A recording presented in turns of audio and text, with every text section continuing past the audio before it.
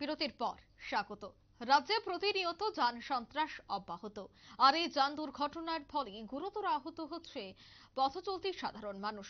আবারও ঘনিয়ামারা স্কুলের সামনে দ্রুতগামী বাইকের ধাক্কায় গুরুতর আহত হয়েছে একটি স্কুল পড়ুয়া ছাত্র। জানা গেছে, বিশালগড় ঘনিয়ামারা স্কুল সংলগ্ন এলাকায় সকাল 10টা নাগাদ একটি দ্রুতগামী বাইক সজোরে ধাক্কা দেয় স্কুল পড়ুয়া ছাত্র এমডি আবিরকে, এবং সেখানে সে ধাক্কা দিয়ে পালিয়ে যায়। স্থানীয়রা স্কুল পড়ুয়া ছাত্র এমডি আবিরকে রাস্তার পাশে ছটপট করতে দেখে খবর দেয় অগ্নি নির্বাপক দপ্তরের কর্মীদের।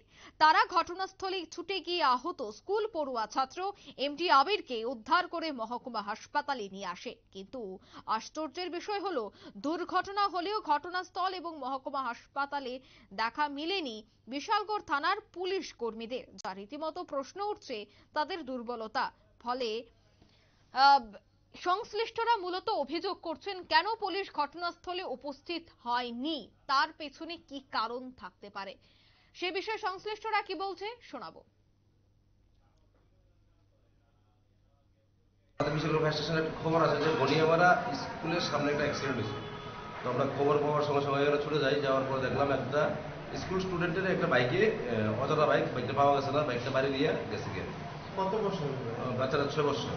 কি নাম? এমডি আবির। কোন জায়গাতে বসছে? আমরা বিশালগড় সাব ডিভিশন হসপিটালে নিয়ে বসেছি। অবস্থা কিরকম হচ্ছে? মোটা মাইনের হয়, তারপর মাথাতে স্কুলের সামনেই? হয় স্কুলের সামনে। কি স্কুল মানে স্কুল স্টুডেন্ট। আপনারা শুনলেন অগ্নি নির্বাপক দপ্তরের বক্তব্য। তারা বলছেন যে তাদেরকে যখন খবর দেওয়া হয় তখন তারা তড়িঘড়ি ঘটনাস্থলে উপস্থিত হয়ে আহত স্কুল পড়ুয়া ছাত্রকে হাসপাতালে নিয়ে আসে। বর্তমানে সে হাসপাতালে চিকিৎসাধীন রয়েছেন। অন্যদিকে সেই ঘাতক বাইক চালককে পুলিশ এখনো পর্যন্ত আটক করতে ব্যর্থ বলেই খবর পাওয়া যাচ্ছে। নিয়ে নিচ্ছে ছোট্ট একটি বিজ্ঞাপন বিরতি, সঙ্গে থাকুন।